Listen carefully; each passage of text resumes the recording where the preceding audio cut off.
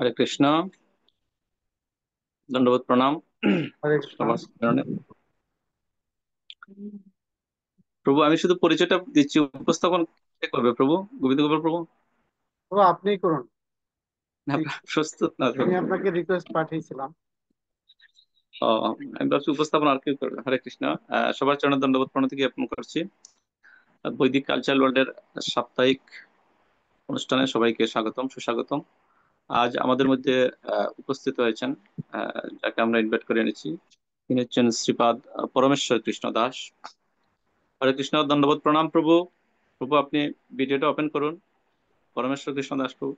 হরে কৃষ্ণ, হরে দণ্ডবোধ কৃষ্ণ, প্রণাম। দণ্ডবত প্রণাম। দণ্ডবত প্রণাম। আমি- হরে কৃষ্ণ, আমি সংক্ষিপ্ত পরিচয় দিচ্ছি ওনার। শ্রীপাদ পরমেশ্বর কৃষ্ণ দাস প্রভু 1994 সালে ইসকনের সাথে যুক্ত হন এবং শ্রীল জয় পতাকা স্বামী গুরু মহারাজের আহ কৃপাধন্য শিষ্য হিসাবে 1997 সালে তিনি হরিনাম দীক্ষা গ্রহণ করেন এবং 2007 সালে তিনি গায়ত্রী দীক্ষা গ্রহণ করেন। তিনি ইসকন সিলেট বিভাগের কমিটির সম্মানিত সদস্য এবং তিনি গণিতে স্নাতকোত্তর করে স্বাস্থ্য অধিদপ্তরের অধীনে একটি জবে আছেন। তো তিনি দীর্ঘদিন ধরে ইসকনের সাথে জড়িত থাকার কারণে শত শত যুবক যুবতী তার আন্ডারে এসে কৃষ্ণ ভাবনা ভাবিত জীবনযাপনে অংশগ্রহণ করেছে। তো সিলেটের কয়েকজন বরিষ্ঠ ভক্তদের মধ্যে তিনি একজন।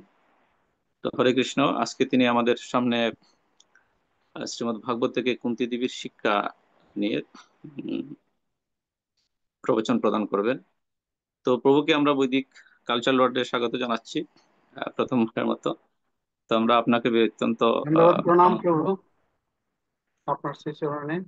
হ্যাঁ, গোবিন্দ গোপাল প্রভু উনি আমাদের পরিচালক মন্ডলীর সদস্য বৈদিক কালচার ওয়ার্ল্ডের। তো প্রভু, পরমেশ্বর কৃষ্ণ দাস প্রভু, হরে কৃষ্ণ। হ্যাঁ, হরে কৃষ্ণ। হ্যাঁ, ধন্যবাদ প্রণতি। তো প্রভু, আপনি শুরু করুন।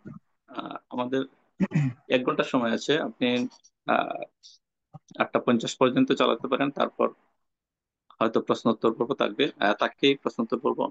যারা প্রশ্ন করবেন তো আপনি তখন প্রশ্ন বা জিজ্ঞাসা সাউন্ড থাকবে। কি ক্লিয়ার আছে প্রভু? সাউন্ড ক্লিয়ার আছে? হ্যাঁ, হরে সাউন্ড ক্লিয়ার কৃষ্ণ। আছে প্রভু। হরে কৃষ্ণ। তো সবাইকে আমার দণ্ডবত প্রণাম। বাঞ্ছা কল্পতরুভ্যশ্চ কৃপা সিন্ধুভ্যেব চ পতিতানাং পাবনেভ্যো বৈষ্ণবেভ্যো নমো নমঃ।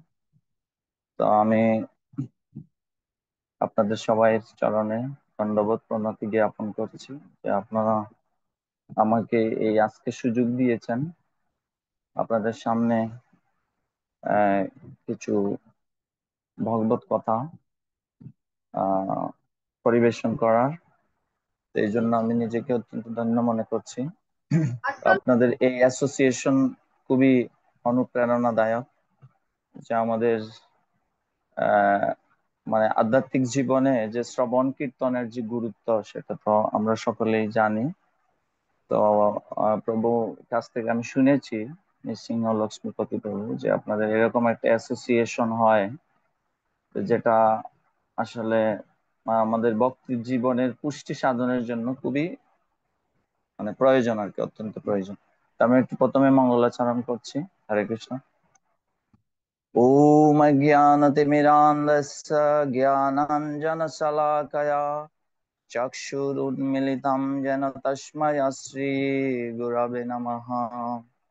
नमोऽयं विष्णुपदाय कृष्णप्रेष्ठाय भूतले श्रीमते जयपताका स्वामिनिति नामिने।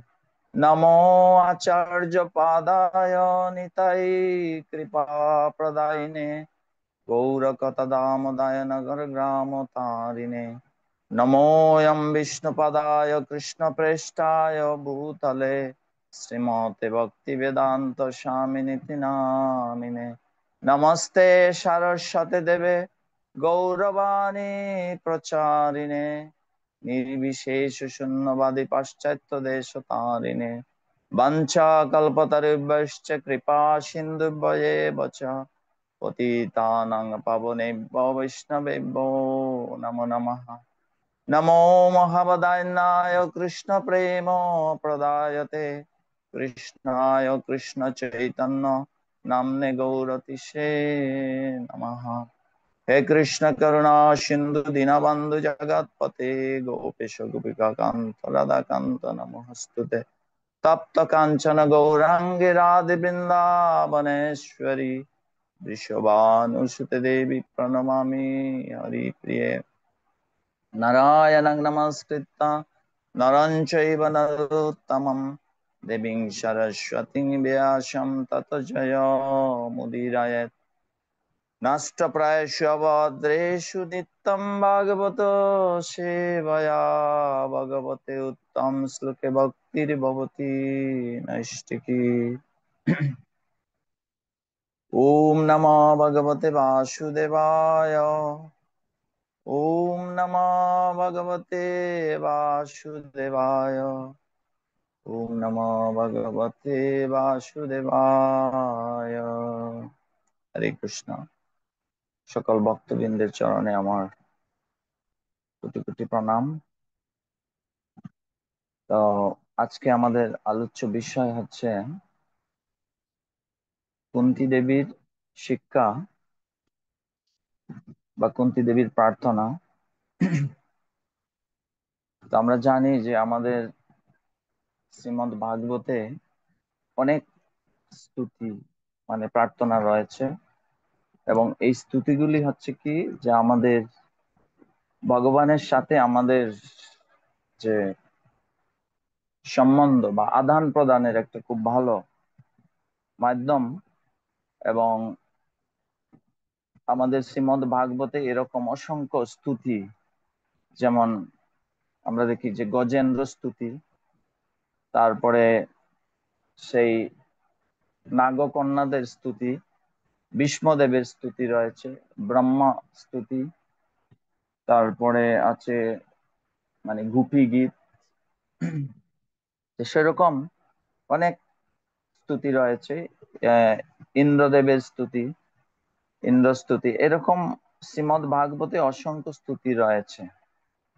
কিন্তু কুন্তী দেবীর যে স্তুতি বা প্রার্থনা সেটা সবচেয়ে প্রথমে রয়েছে। যেমন আমরা শ্রীমদ্ ভাগবতের অষ্টম অধ্যায়ে কুন্তী দেবীর প্রার্থনা এবং পরীক্ষিতের প্রাণ রক্ষা, এই অধ্যায়ে আমাদের অষ্টাদশ শ্লোক থেকে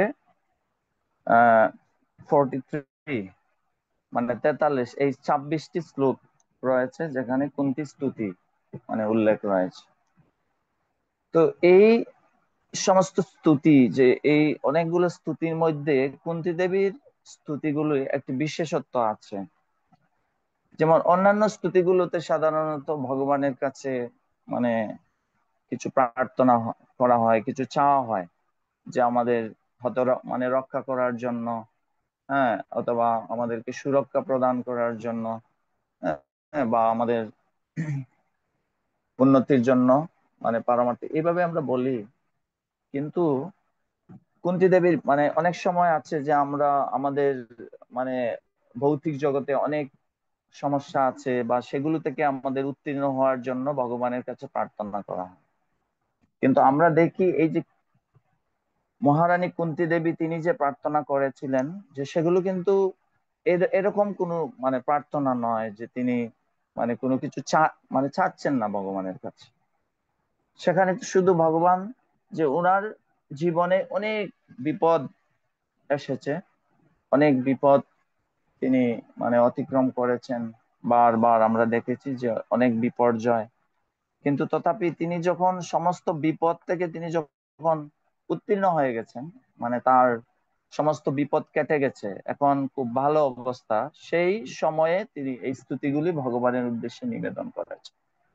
তাহলে এই স্তুতিতে আসলে কি রয়েছে, যে অন্যান্য স্তুতি থেকে কুন্তী দেবীর স্তুতির কি বিশেষত্ব আছে, যে এখানে শুধু তিনি ভগবানকে মানে তিনি ধন্যবাদ জানাচ্ছেন, তিনি তার কৃতজ্ঞতা জানাচ্ছেন যে হে ভগবান, যে আপনি যে এত বিপদ রয়েছে, সমস্ত বিপদ থেকে আপনি আমাদেরকে বা আমাকে উত্তীর্ণ মানে করেছেন।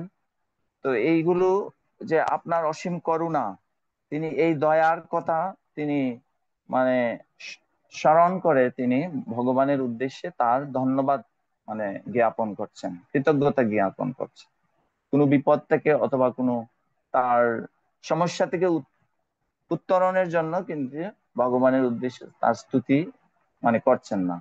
তো মানে সেই এইভাবে আমরা দেখি যে যে কুন্তী দেবীর স্তুতি অন্যান্য স্তুতি থেকে সম্পূর্ণ একটু আলাদা আছে। তো এখান থেকে আমাদের একটু শিক্ষণীয় মানে বিষয় আছে যে সাধারণত আমাদের জীবনেও আমরা দেখি যে আমরা ভৌতিক জীবনে যে আমরা ভগবানের কাছে প্রার্থনা করি, হে ভগবান আমাকে আপনি মানে বিপদ থেকে আমাকে রক্ষা করুন, অথবা আমাকে কিছু মানে দান করুন, আমার এটা লাগবে, মানে আমরা এই ধরনের চাওয়া পাওয়ার জন্য ভগবানের কাছে সাধারণত আমরা প্রার্থনা করি। কিন্তু যদি আমরা ভগবানকে মানে কোনো কিছু চাওয়ার জন্য নয়, শুধু মাত্র যদি আমরা ভগবানকে কৃতজ্ঞতা জানাতে পারি আমাদের মানে জীবনের সর্বাবস্থায় সব সময়, আসলে এই সব কিছুর পিছনেই কিন্তু ভগবানের আহ হাত রয়েছে সবকিছুতে। তো যিনি একজন উন্নত ভক্ত তিনি এটা মানে দর্শন করতে পারেন, তিনি সব সময় যে তার দৃষ্টিভঙ্গিতে যে কোনো কার্য এবং কারণের পিছনে ভগবানের হাত রয়েছে, মানে সবকিছুর নেপথ্যে মানে ভগবান রয়েছেন। যে যেরকম মানে ভৌতিক জগতের মানুষরা জানা সবকিছু প্রকৃতিতে হচ্ছে, কিন্তু শ্রীমদ ভগবত গীতাতে ভগবান বলছেন কি যে ময়া অধ্যক্ষেন প্রকৃতি সুহতে সচরাচর, যে এই প্রকৃতির যে মানে পরিচালিত হচ্ছে তার নিয়ন্তা কে আছেন, তার সবকিছুর নেপথ্যে আছেন ভগবান। কিন্তু এই বিষয়টা মানে সবার মানে দৃষ্টিগোচর হয় না, সবাই দেখতে পারে না। তো এই জন্য কুন্তী দেবী তিনি একজন মানে এই প্রার্থনাগুলো, যদিও তিনি তার প্রার্থনার কথা মানে বলছেন যে আমি অত্যন্ত একজন সাধারণ একজন স্ত্রীলোক, যে আমার কোনো মানে আমার বুদ্ধি আমার যে শিক্ষা মানে তিনি কোনো এমন নয় যে অনেক ইউনিভার্সিটিতে পড়াশোনা করেছেন বা এই সমস্ত বিষয়ে তিনি অনেক ট্রেনিং করেছেন, কিন্তু না, আমরা দেখবো যে তার যে এই যে প্রার্থনাগুলো খুবই সরল, খুবই সাধারণ সিম্পল ভাবে কিন্তু তিনি এই মানে ভগবানের যে মহিমা, পরমেশ্বর ভগবান শ্রীকৃষ্ণের মহিমা তিনি মানে মানে বর্ণনা করেছেন এবং তিনি ভগবানের মানে প্রতি তিনি কৃতজ্ঞতা জ্ঞাপন করছেন। এটি হচ্ছে, এবং তিনি তার খুবই সরল সাধারণ এবং তার দৈন্যতা তিনি প্রকাশ করেছেন। তো এই স্তুতিগুলি যদি আমরা মানে প্রতিনিয়ত প্রতিদিন আমাদের প্রার্থনা মানে করা উচিত, তাহলে কি হবে যে আমরা যদিও আমাদের স্থিতিটা কুন্তী দেবীর মতো নয়, কিন্তু তথাপি যদি আমরা এই প্রার্থনাগুলি ওনার যে যে মানে প্রার্থনাগুলি যদি আমরা আবৃত্তি করি, তাহলে কি হবে যে আমরা সেই ভগবানের কি মানে মানে ভগবানের ইয়ে করতে পারি, আকর্ষণ করবে এই স্তুতিগুলো, কারণ এই মানে প্রার্থনাগুলোর মধ্যে এরকম শক্তি আছে, এরকম মানে মানে পাওয়ার রয়েছে। তো সুতরাং আমরা যদি এই কুন্তী স্তুতি আমরা করি, আমরা দেখেছি যে আমাদের মানে পরম গুরুদেব শ্রীল এস সি ভক্তি বেদান্ত স্বামী প্রভুপাদ তিনিও এই মানে কুন্তী স্তুতিকে তিনি অনেক মানে প্রাধান্য দিয়েছেন। আমরা দেখি যে শ্রীল প্রভুপাদ যখন 1965-এ তিনি মানে আমেরিকাতে যান, তখন তিনি প্রথমে বুস্টন হয়ে তিনি মানে বাটলারে গিয়েছিলেন। তো সেখান থেকে তিনি নিউ ইয়র্কে যান। তো নিউ ইয়র্কে কিন্তু তিনি একটা ছোট্ট রুমে থাকতেন এবং সেখান থেকে তিনি হেঁটে যেতেন। একটা আমরা জানি যে ডক্টর মিশ্র, রামমূর্তি মিশ্র, উনার যে মানে যুগ স্টুডিও ছিল, সেখানে গিয়ে তিনি মানে তিনি যখন কোনো ওয়াশরুমে যেতেন, সেখানে কিন্তু হেঁটে গিয়ে, চিন্তা করা যায় একজন 70 ইয়ার্স ওল্ড মানে বৃদ্ধ ছিলেন প্রভুপাদ, কিন্তু তিনি হেঁটে গিয়ে ওইখানে যেতেন এবং তিনি রান্না করার জন্য তিনি হেঁটে গিয়ে। তো এইভাবে ছিল প্রভুপাদ, তিনি সেখানে ওইখানে নিউ ইয়র্কে থাকা অবস্থায় তিনি এই কুন্তী স্তুতিগুলি একটি রেকর্ডারের মধ্যে তিনি মানে রেকর্ড করে মানে রেখেছিলেন প্রথমে। তারপরে তিনি সেগুলোকে যখন 1967-এ ছিল প্রভুপাদ একটু মানে ওনার হার্ট অ্যাটাক হয়, তখন তিনি এই তিনটা জিনিস চেয়েছিলেন। তিনি তার মানে ভক্তদের কাছে বলেছিলেন যে যে একটা নৃসিংহদেবের মানে ছবি আনার জন্য, উনি যাতে মানে নৃসিংহদেবকে দর্শন করতে পারেন এরকম ব্যবস্থা করার জন্য, আর আরেকটা বলেছিলেন যে এই হরিনাম কীর্তন করার জন্য, আর এই নৃসিংহদেবের স্তুতি। তো এটা হচ্ছে খুব মানে ফার্স্ট টাইম প্রথম দিকে। এবং তখন আমাদের এই যে ব্রহ্মানন্দ প্রভু ছিলেন, যে উনাকে মানে প্রভুপাদ বলেছিলেন এই কুন্তি স্তুতিগুলি আবৃত্তি করার জন্য। তো যদিও তখন এরকম ছিল না, কিন্তু এই আমাদের শ্রীমদ্ ভাগবত কিন্তু পাবলিশড হয়নি ইসকন থেকে তখনো। এবং মানে ভক্তরা সেরকম যে মানে যেরকম এখন আমরা সংস্কৃতে উচ্চারণ করতে পারছি শ্লোক, মানে তখন ওনাদের এরকম আইডিয়া ছিল না, ধারণা ছিল না। তথাপিও ছিল প্রভুপাদ, সেই ব্রহ্মানন্দ প্রভু প্রভুপাদের নির্দেশে তিনি এই কুন্তি স্তুতিগুলি তিনি আবৃত্তি মানে করেছিলেন, প্রার্থনা করেছিলেন, এবং প্রভুপাদ খুবই মনোযোগ দিয়ে তিনি এগুলো শুনেছিলেন আর কি। তাহলে আমরা দেখি যে প্রভুপাদ এগুলো তিনি খুবই গুরুত্ব দিয়েছেন ওনার আহ জীবনে। এবং আবার দেখি 1973-তে তিনি যখন সেই আবার উনি অসুস্থ হয়েছিলেন, তখন অবশ্য ভারতে ছিলেন, এবং মানে তখনও তিনি বলেছিলেন এই কুন্তি স্তুতি। তখন অবশ্য মানে সবকিছু খুব সুন্দর, মানে আমাদের ইসকনের শ্রীমদ্ ভাগবত পাবলিশড হয়, এবং সেই ব্রহ্মানন্দ প্রভু অনেক সুন্দর করে এই শ্লোকগুলো তিনি মানে প্রার্থনা করেছিলেন কুন্তি দেবীর। তবে এইভাবে আমরা দেখি যে শিল প্রভুপাদ এই কুন্তি দেবীর স্তুতিকে তিনি অনেক মানে গুরুত্ব দিয়েছেন আর কি। এবং আমরা তো মানে মানে আমরা দেখেছি যে টিচিং অফ কুইন কুন্তি, শিল প্রভুপাদ একটি গ্রন্থ পাবলিশ করেছিলেন এই শ্লোকগুলো দিয়ে অনুবাদ এবং তাৎপর্যের মানে মাধ্যমে, যে এই মানে প্রার্থনা থেকে অনেক শিক্ষণীয় বিষয় রয়েছে আমাদের জীবন। তো যাই হোক, মূল বিষয়টা এটাই যে আমরা যদি এই কুন্তি স্তুতি মানে প্রার্থনা করি তাহলে আমরা ভগবানের কৃপা লাভ করতে পারি। এবং এখান থেকে এটাই আমাদের লেসন কি, যে আমরা যদি ভগবত ভক্তিতে আমরা আমাদের উন্নতি হচ্ছে কিনা, এটার একটা মানে এটা একটা সিমটম, যে যদি আমরা ভগবানের প্রতি আমরা কৃতজ্ঞতা জানাতে পারি সর্বক্ষেত্রে, যে আমি যে মানে যেভাবে আছি, যে ক্ষেত্রে আছি, যদি আমরা মানে বুঝতে পারি যে না, আমরা ভগবানের কাছে সবসময় আমরা কৃতজ্ঞ, যে তার কৃপাতেই আমরা হ্যাঁ আমরা এই অবস্থায় আছি, বর্তমান অবস্থায় আছি, এবং ভগবান যে অবস্থায় রেখেছেন সেটাই ভালো। তো এইভাবে যদি আমরা ভগবানকে সবসময় থ্যাংক ইউ জানাতে পারি, তাহলে বুঝতে পারবো যে আমরা আসলে ভগবত ভক্তিতে আমরা উন্নতি করছি আর কি। তো যাই হোক, আমরা প্রথমে একটু কুন্তী দেবীর সম্বন্ধে একটু জানি আমরা শ্লোকগুলোতে যাওয়ার আগে। আমি জানি না এই সময়ের ভিতরে কতগুলো শ্লোক আমরা মানে কভার করতে পারবো, আমি চেষ্টা করব যে আমরা 18 নম্বর শ্লোক থেকে শুরু হবে এই কুন্তী দেবীর যে মানে প্রার্থনা। আমি যতগুলো পারি এই নির্দিষ্ট সময়ের ভিতরে আমি একটু চেষ্টা করবো আলোচনা করতে। তো প্রথমে আমরা এই যে কুন্তী দেবী, আমরা জানি মহারানী কুন্তী দেবী তিনি পঞ্চ পাণ্ডবের মাতা, এবং তিনি সেই মানে পাণ্ডু মহারাজের স্ত্রী ছিলেন। এবং ওনাকে বলা হয় আসলে, যেমন আমাদের মহাভারতে, রামায়ণে বা বৈদিক শাস্ত্রে যত ধরনের মানে যত মানে ভক্তগণ আছেন সেই পরমহংস, তারা সবাই কিন্তু চিৎ জগতে তাদের একটা স্থিতি রয়েছে, নিত্য স্থিতি। ঠিক সেরকম যে কুন্তী দেবী তিনি হচ্ছেন কি, যে তিনি সেই চিন্ময় জগতে ভগবত ধামে গোলক ধামে ভগবানের বিজয় শক্তি, তাই না, বিজয়ের প্রতীক। তো তিনি কিভাবে আমরা দেখি যে তার জীবনে এত বিপদ ছিল, অনেক দুঃখ দুর্দশা বাহ্যিক ভাবে আমরা দেখতে পাচ্ছি, কিন্তু সর্বাবস্থায় আমরা বুঝতে পারি যে বিজয়টা কোনটাকে বলা হচ্ছে। যে বিজয়, যদি আমাদের যত দুঃখ হোক অথবা সুখে আমরা থাকি, যদি আমরা সর্বাবস্থায় ভগবানকে আমরা স্মরণ করতে পারি, ভগবানকে যদি আমরা চিন্তা করতে পারি, তাকে যদি আমরা ভুলে না যাই, তাহলে এটাই হচ্ছে আমাদের প্রকৃত বিজয়। আমি কি এই দুঃখকে আমি অতিক্রম করতে পারলাম অথবা মানে সেটা বড় কথা নয়। আমাদের মূল কথা হচ্ছে যে আমরা জীবনের সুখে অথবা দুঃখে যে অবস্থায় থাকি না কেন, যদি আমরা ভগবানকে সর্বাবস্থায় আমরা মনে রাখতে পারি, তাহলে সেটা হচ্ছে আমাদের প্রকৃত বিজয়। তো কুন্তী দেবী জীবনে সেরকম ছিল যে উনার জীবনে অনেক দুঃখ ছিল। হ্যাঁ, তাই না, আমরা দেখি যে উনি যখন আহ যখন সেই হস্তিনাপুরে যখন ওনার মানে পাণ্ডু মহারাজ যখন তিনি আহ মানে মারা যাওয়ার পরে, তখন তিনি এই হস্তিনাপুরে ফিরে আসেন। ওনার মানে এই যে পঞ্চ পাণ্ডবরা তারা খুবই ছোট ছিলেন আর কি। সেই অবস্থায় যখন হস্তিনাপুরে আসার পরে তাদের প্রতি খুবই অবিচার করা হয়েছিল, বিশেষ করে দুর্যোধন সহ যারা মানে তাদের প্রতি খুবই বিদ্বেষ পরায়ণ ছিল, এবং তাদেরকে নানাভাবে দুঃখ কষ্ট দেওয়ার চেষ্টা হচ্ছিল, এমনকি মেরে ফেলার চেষ্টা করা হয়েছিল। কিন্তু সর্বাবস্থায় ভগবান তাদেরকে সুরক্ষা মানে দিয়েছিলেন।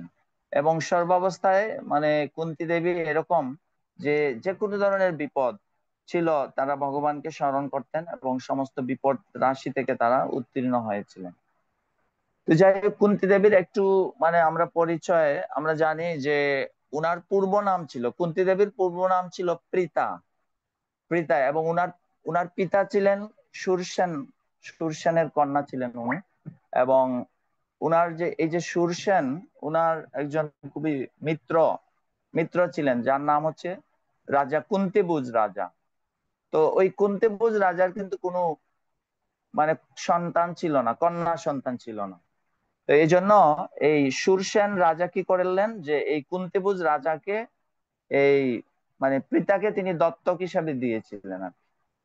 তো এই জন্য মানে পরবর্তীতে এই যে কুন্তিভোজ রাজা উনি অত্যন্ত মহান একজন রাজা, গ্রেট পার্সোনালিটি। উনার অনেক আহ মানে মহৎ গুণ রয়েছিল, অনেক সৎ গুণ এবং সদাচার এবং মানে শিষ্টাচার সবকিছু কিছুতে উনি খুবই সমৃদ্ধ ছিলেন। তো যেহেতু এই কুন্তিভোজ রাজার কন্যা রূপে পালিত হয়েছিলেন এই আহ মানে এই যে প্রীতা, তো এই জন্য উনার পরবর্তীতে নাম হয় কুন্তী। কুন্তিভোজ রাজার কন্যা, এই জন্য উনি কুন্তী নামে পরিচিত হন। এবং এই কুন্তী দেবী ঠিক সেরকম উনার পিতার মতো, কুন্তিভোজ রাজা যেরকম মহৎ গুণের অধিকারী ছিলেন, উনার কাছেও সেরকম সদাচার, শিষ্টাচার, অনেক বিনয়ী, মানে এই সমস্ত গুণগুলি কুন্তী উনি তার উনার শৈশব থেকেই উনি ধারণ করেছিলেন, যিনি যখন উনি ছোট ছিলেন আর কি। তো উনার জীবনে একটা ঘটনা, একদিন উনাদের মানে গৃহে এক সময় দুর্বাসা মুনি এসেছিলেন অতিথি রূপে।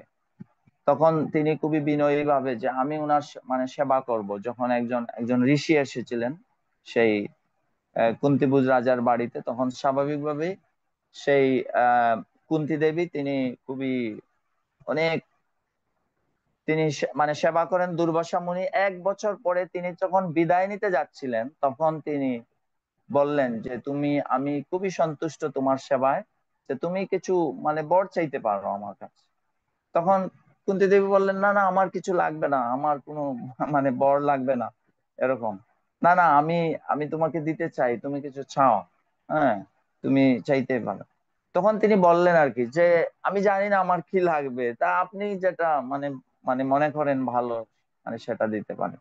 তো এখানে একটা জিনিস খুবই শিক্ষণীয় বিষয় আছে আমাদের জীবনে, যে যখন আমরা কোনো মহৎ ব্যক্তি, হতে পারে কোনো আচার্য, গুরু, অথবা মানে আমরা যখন এরকম কোনো পার্সোনালিটি যিনি আমাকে কোনো আশীর্বাদ দিতে চান তাদের কাছ থেকে, তখন আমরা কিন্তু আহ আমরা উনি যা চান উনার উপরে ছেড়ে দেওয়া হয়েছে, যে আপনি যা ভালো মনে করেন সেটা মানে আপনি দিবেন। কারণ আমরা অনেক সময় চাইতে পারি না যে আমার কি লাগবে।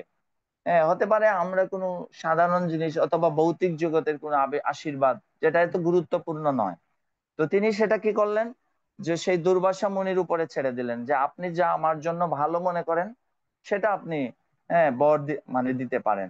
তখন দুর্বাসা মুনি তিনি তখন ধ্যানস্থ হলেন, তখন তিনি ভবিষ্যৎ মানে দেখতে পারেন, ভবিষ্যৎ দ্রষ্টা। তখন তিনি দেখেছিলেন যে কুন্তী দেবী তার মানে ভবিষ্যতে তার এরকম একটা সময় আসবে, যে যখন তিনি সেই তার স্বামী ছাড়া হয়ে মানে যেতে পারেন, অথবা এরকম মানে তার এই আশীর্বাদটা লাগবে যখন তার সন্তান গ্রহণের জন্য। তখন তিনি অথর্ব বেদ থেকে একটা মন্ত্র মানে প্রদান করেন এই মানে কুন্তী দেবীকে। তখন তিনি বললেন যে তুমি যখনই কোনো দেবতাকে এই মন্ত্রের দ্বারা আহ্বান করবে, তখন সেই দেবতা তোমার সামনে তিনি উপবিষ্ট হবেন। এইভাবে সেই আশীর্বাদ লাভ করে সেই মানে দুর্বাসা মুনি সেখান থেকে প্রস্থান করেন।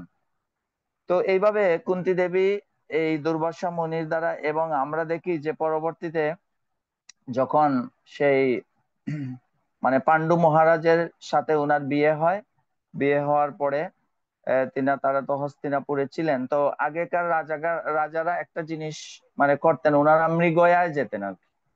তো সেরকম মানে পাণ্ডু মহারাজ তিনি যখন মৃগয়ায় গেলেন মানে বনের মধ্যে, তখন তিনি একটা ভুল করে মানে বসলেন। তিনি যখন দেখলেন একটা হরিণ রয়েছে, তো হরিণকে তিনি তীর তীর ছুড়লেন।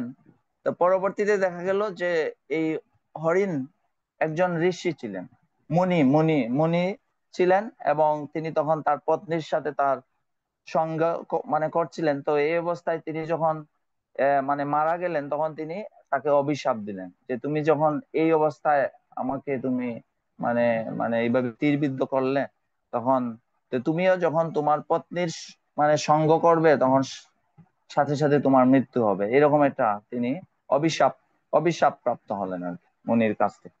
তো এইভাবে এই ভুল বশত তখন তিনি মানে খুবই বিপর্যস্ত হয়ে গেলেন যে এই মানে তিনি যখন রাজ্যে ফিরে আসলেন, তখন এই অবস্থা, তখন তিনি কি করলেন যে তিনি বললেন যে না, আমি আর রাজ্যে মানে থাকবো না। মানে আগেকার দিনের রাজাদের এটাই হচ্ছে যে উনাদের স্থিতিটা যে অনেক হাই ছিল, মানে মানে বোঝা যায় যে যে কোনো পরিস্থিতির জন্য তারা সেটাকে মানে মেনে নিতে পারতেন আর কি। তো পান্ডু মহারাজ সেই রকমই, যে তাদের স্থিতিটা, যে তাদের যে আধ্যাত্মিক স্থিতিটা, যে যে কোনো অবস্থার জন্য সেটা যেরকম একজন রাজা রূপে তারা সবকিছু মানে শাসন করতেন, ঠিক তদ্রুপ তারা বৈরাগ্য জীবন, মানে একজন সন্ন্যাসী জীবন, যিনি বনবাসী জীবন গ্রহণ করতেও তাদের কোনো মানে দ্বিধাবোধ করতেন না আর কি। তো তখন তিনি বললেন যে সেভাবে আমি মানে বনে গিয়ে মানে বসবাস করব, মানে তপস্যা করব এইভাবে। তখন তারাও মানে সাথে মানে গিয়েছিলেন আর কি। তখন তিনি এক সময় দুঃখ হলো যে যদি আমাদের কোনো সন্তান না থাকে, তাহলে আমি তো রাজা, কিন্তু এই মানে ভবিষ্যৎ কি হবে এই রাজ্যের। তো এইভাবে তিনি যখন খুবই দুঃখিত, তখন এই কুন্তী দেবী তার মনে হয়েছিল যে আমি তো একটা আশীর্বাদ পেয়েছিলাম সেই দুর্বাসা মুনির কাছ থেকে, যে যে আশীর্বাদকে তিনি কাজে লাগিয়ে তিনি সেই মানে প্রথমে কিন্তু তিনি সেই সূর্যদেবকে তিনি আহ্বান করেন, এবং সূর্যদেবের থেকে যে সন্তান মানে লাভ করে। অবশ্য এই এটা একটা মিস হয়ে গেছে যে এটা কিন্তু উনি যখন কুমারী ছিলেন, সে উনি একদিন পরীক্ষা করার জন্য, মানে কুমারী তা বিয়ে হওয়ার আগে তিনি সেই সূর্যদেবকে তিনি একদিন মানে টেস্ট করার জন্য এইভাবে তিনি আহ্বান করলেন। তখন সূর্যদেব এসে উপস্থিত হলেন, তখন তিনি বললেন কি চাও। তখন আহ মানে কুন্তী দেবী বললেন যে না না, আমার কিছু লাগবে না, আমি জাস্ট একটা পরীক্ষা করছিলাম, টেস্ট। তো তিনি বললেন যে না, কোনো পরীক্ষার বিষয় নাই, যখন আমি এসেছি তখন তোমাকে অবশ্যই মানে তোমাকে একটা আশীর্বাদ নিতে হবে। তখন তিনি বললেন ঠিক আছে, এই পুত্র নাও, তোমাকে আমি, তখন তিনি এই একটা পুত্র প্রাপ্ত হলেন। তখন তিনি একটা মানে বক্সের মধ্যে করে এই পুত্রটাকে তিনি নদীতে ভাসিয়ে দিলেন। অবশ্য অন্য কেউ এই পুত্রটাকে তিনি মানে নিয়েছেন। তো এইভাবে তিনি মানে সেই মানে বিয়ে হওয়ার আগে এই ওনার এই মানে একটা সন্তানের জন্ম হয়। আর এর পরবর্তীতে যখন এই পান্ডু মহারাজ অভিশাপগ্রস্ত হলেন, তখন তারা এই 5টি সন্তান 5জন দেবতাদের কাছ থেকে, যেমন প্রথমে তিনি আহ মানে ধর্মরাজকে তিনি আহ্বান করেছিলেন, এবং তার পুত্র হচ্ছেন আমরা জানি যুধিষ্ঠির মহারাজ, ধর্মপুত্র যুধিষ্ঠির। এবং তারপরে তিনি বায়ুদেবকে আহ্বান করেন, যার পুত্র হচ্ছেন সেই ভীম ছিলেন আর কি। আর তারপরে তিনি ইন্দ্রদেবকে আহ্বান করেন, যার তার আশীর্বাদে তিনি লাভ করলেন সেই মানে আমাদের অর্জুন। তারপরে তিনি এই মন্ত্রটাই শিখিয়ে দিলেন মাদ্রীকে, ওনার যে পান্ডু মহারাজের যে দ্বিতীয় পত্নী ছিলেন সেই মাদ্রী। উনি সেই মন্ত্র শিখে এবং এটা প্রয়োগ করে তিনি 2জন সন্তান লাভ করেন, অশ্বিনী কুমারদ্বয়। এইভাবে তারা 5টি পুত্র সন্তান লাভ করেন, এবং এই 5টি পুত্রকে নিয়ে তিনি কিন্তু হস্তিনাপুর রাজ্যে মানে ফিরে আসেন। তো এখানে ফিরে আসার পরে তাদের জীবনে অনেক দুঃখ আসে। হ্যাঁ, তো আপনারা জানেন যে সেই ওনাদের অন্যদিকে এদিকে হলো কি যে আহ এই যে মহারাজ ধৃতরাষ্ট্রের যে পত্নী ছিলেন গান্ধারী, তিনি ব্যাসদেবের কাছে আশীর্বাদ লাভ করলেন যে তিনি শতপুত্রের জননী হবেন। তো এখন শতপুত্রের জননী হবেন, এখানে কিন্তু উনার 2 বছর হয়ে গেছে, কিন্তু উনার কোনো সন্তান জন্ম হচ্ছে না।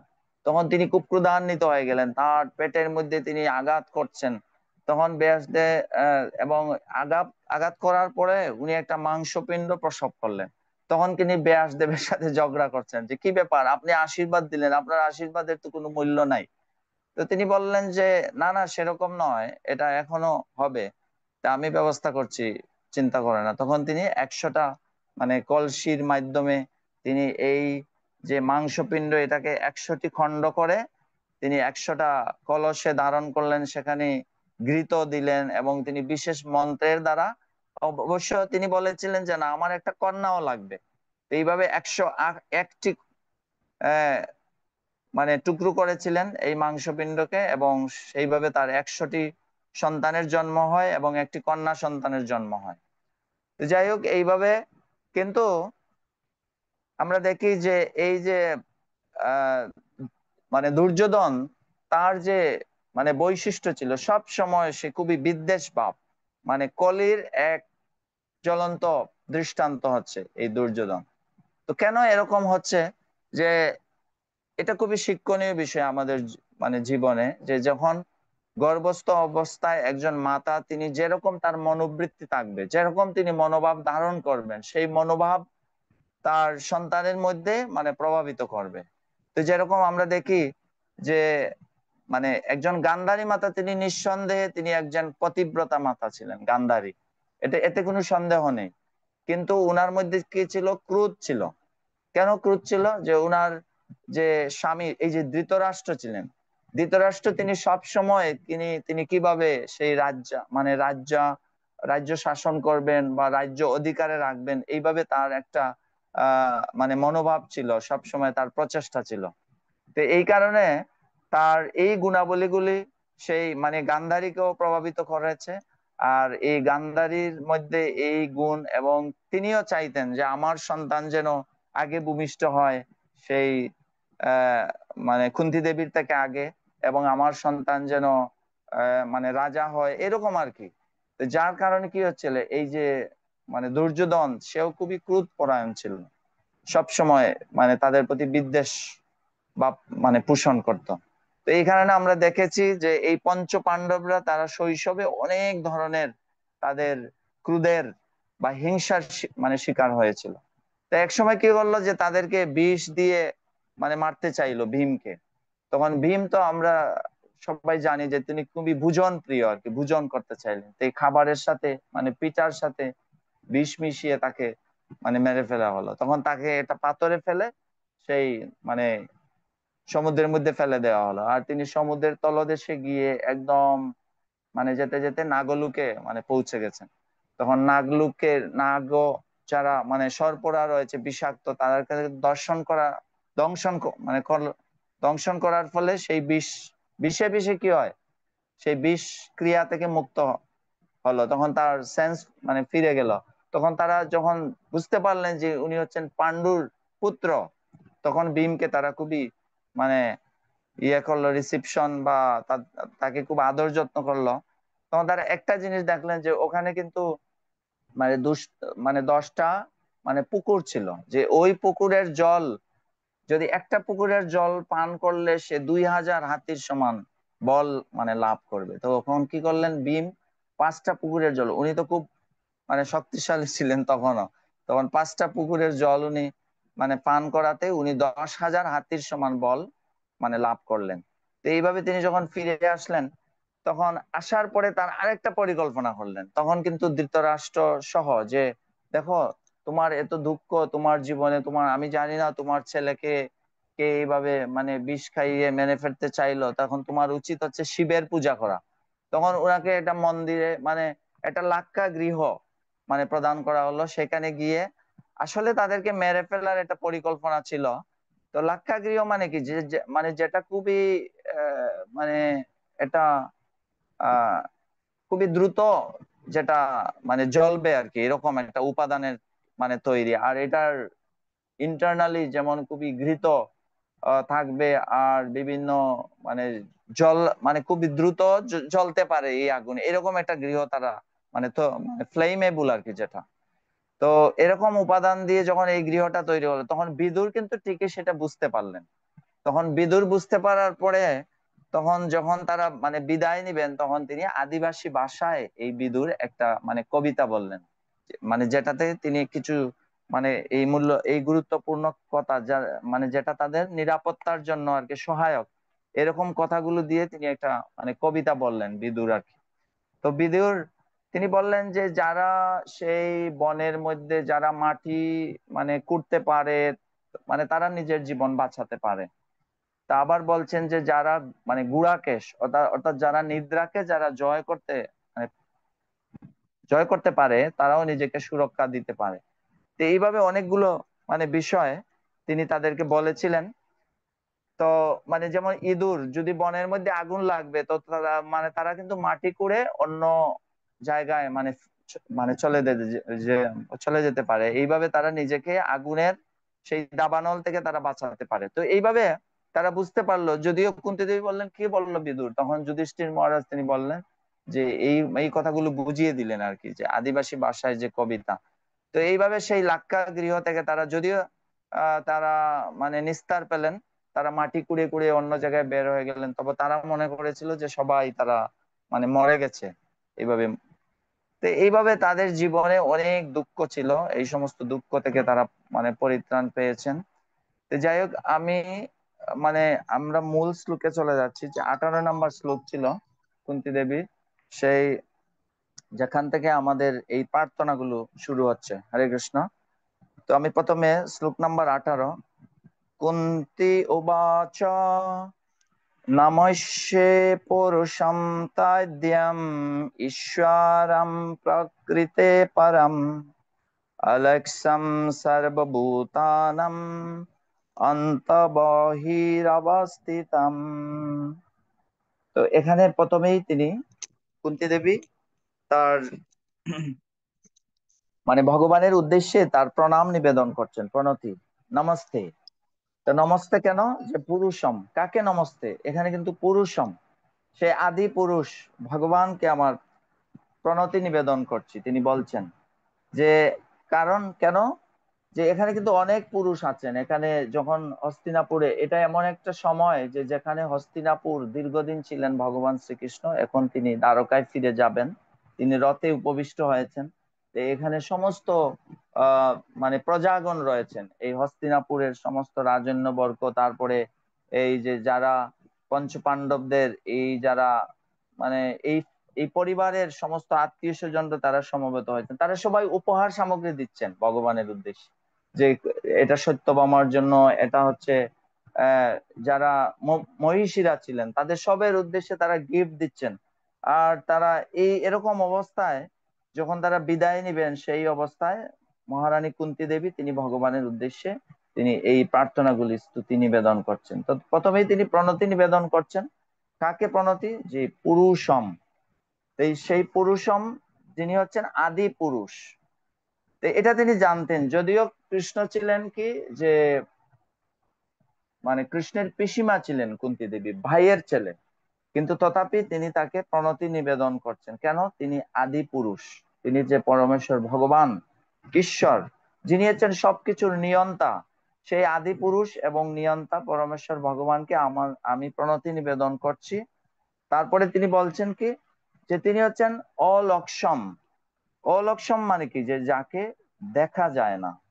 যে যদিও পরমেশ্বর ভগবান তিনি সবকিছুর নিয়ন্ত্রক, কিন্তু তিনি তাকে দেখা যায় না। তো যদিও এটা আর কি বিষয়, কেননা কুন্তী দেবী ইতিমধ্যে একটা জিনিস দেখেছিলেন কুন্তী দেবী, যে যে যখন তার আগে আরেকটা ঘটনা ঘটেছিল, যে যখন ভগবান কৃষ্ণ কিন্তু অনেকবার যেতে চাইছিলেন হস্তিনাপুর থেকে, কিন্তু তার আগে আরেকটা ঘটনা, বিদায়কালীন সময়ে যখন তিনি বিদায় নিবেন, তখন দেখলেন যে উত্তরা তিনি ছুটে এসেছিলেন, যে পাহি পাহি মহাযুগিন দেব দেব নম জগৎপথে। তো এটা দ্বারা তিনি কি করলেন, যে হে ভগবান, আমাকে আপনি রক্ষা করুন, পরিত্রাণ করুন। যে কেননা যে আমার প্রতি যে এক মহা বিপদ নেমে আসছে, বিপর্যয়, যে সেই অশ্বত্থামা ব্রহ্মাস্ত্র নিক্ষেপ করেছে আমাকে হত্যা করার জন্য। তো তো আমাকে এই অবস্থা থেকে, আমাকে নয় শুধু আমার গর্ভস্থ সন্তানকে হত্যা করার জন্য, তখন এই তাকে রক্ষা করার জন্য আপনি আপনি আমাকে রক্ষা করুন আমাদের। তখন ভগবান তিনি তিনি তাকে রক্ষা করার জন্য তিনি অত্যন্ত ক্ষুদ্র হয়ে সেই উত্তরার গর্ভে প্রবেশ করেছিলেন। তো কুন্তী দেবী সেই বিষয়টা তিনি জানেন, এই জন্য তিনি বলছেন কি, যে অলক্ষম, যে যদিও তিনি সামনে অবস্থান করছেন ভগবান সরাসরি তথাপি তিনি তিনি অন্তরে মানে বাহিরেও আছেন এবং তিনি দৃষ্টির অন্তরালেও আছেন, সবকিছুর মধ্যে অনুপরমাণুতে রয়েছেন। এই বিষয়টা কুন্তী দেবী জানতেন, এই জন্য তিনি বলছেন অলক্ষম। অলক্ষম সর্বভূতানাম। সর্বভূতানাম কি? সমস্ত জীবদের অন্তরে। বর্ভূতানাম অন্তর বহিরস অবস্থিত, মানে তিনি সমস্ত জীবের অন্তরেও আছেন, আবার তিনি বাহিরে আছেন। তো এই বিষয়টি তিনি বলছেন আর কি। তার পরবর্তী শ্লোকে তিনি বলছেন যে কেন তাকে দেখা যায় না, মানে ভগবানকে কেন দর্শন করা যাচ্ছে না, যদিও তিনি সবকিছুর অন্তরে রয়েছেন আবার বাইরে রয়েছেন। তো আমরা জানি যে ভগবানের একটা নাম হচ্ছে অদুক্ষজ। অদুক্ষজ মানে কি? যে যিনি ইন্দ্রিয় ইন্দ্রিয় উপলব্ধির ঊর্ধ্বে, যিনি অতীত আর কি। তো এই জন্য কুন্তী দেবী এই পরে 19 নম্বর শ্লোকে বলছেন যে মায়া জব নিকাচ্ছন্নাম অজ্ঞ অদুক্ষজম অব্যয়ম না লক্ষ্যসে মূঢ়দৃশা নট নাট্য ধর যতা। এখানে তিনি বলছেন যে মায়া জব নিকাচ্ছন, কেন দেখতে পাই না? যে কেননা তিনি মায়া নামক যে পর্দা, সেই পর্দার দ্বারা তিনি আচ্ছন্ন মানে আবৃত আছেন। আর আরেকটা জিনিস কি? যে অজ্ঞতা। হ্যাঁ, যেমন আমরা আমাদের অজ্ঞতার ফলে আমরা ভগবানকে, এই দুইটা কারণ এখানে তিনি উল্লেখ করছেন। যে একটা হচ্ছে যে মায়া নামক যে পর্দা রয়েছে, সেই পর্দার দ্বারা আবৃত থাকার ফলে আমরা ভগবানকে দেখতে পারি না। আরেকটা হচ্ছে ভগবান সম্বন্ধে আমাদের অজ্ঞতার ফলে। হ্যাঁ, তো এই অজ্ঞতার ফলে আমরা ভগবানকে দেখতে পারি না। আর আরেকটা বিষয় যেটা হচ্ছে ভগবানের আরেকটা নাম হচ্ছে অদুক্ষজ। হ্যাঁ, অদুক্ষজ মানে কি? যে তাকে আমাদের জড় চক্ষু দিয়ে অথবা আমাদের ইন্দ্রিয়গুলি দিয়ে তাকে আমরা দেখতে পারি না বা তাকে উপলব্ধি করতে পারি না। তাই এইটা হচ্ছে এই মানে কারণগুলোর কারণে আমরা ভগবানকে, যদিও এই জগতের সবকিছুর পিছনে ভগবানের হাত রয়েছে, কিন্তু আমরা ভগবানকে দর্শন করতে পারি না।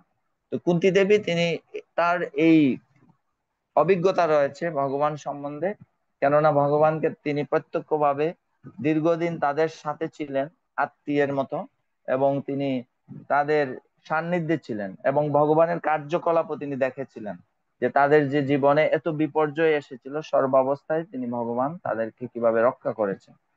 এবং তিনি বলছেন যে নলক্ষসে মূঢ় দৃশা নট নাট্য ধর যথা। তো তিনি বলছেন যে দেখা যায় না কেন? যেমন মূঢ়রা তোমাকে দেখতে পারে না। এই যে মূঢ়, মূঢ় মানে কি? এক ধরনের লোক আছে মূর্খ। মূর্খ মানে কি? যে যারা হয়তো বুঝতে পারে না, কিন্তু তারা হয়তো তাদেরকে যদি কিছু বর্ণনা করা হয় তাহলে হয়তো তারা বুঝতে পারে। কিন্তু বলছেন যে মূঢ় মানে কি? যে মূঢ়দ্রষ্টা। তো মূঢ়দ্রষ্টা এরকম যে মানে যাদেরকে বর্ণনা করলেও সহজে তারা মানে বুঝতে পারে না।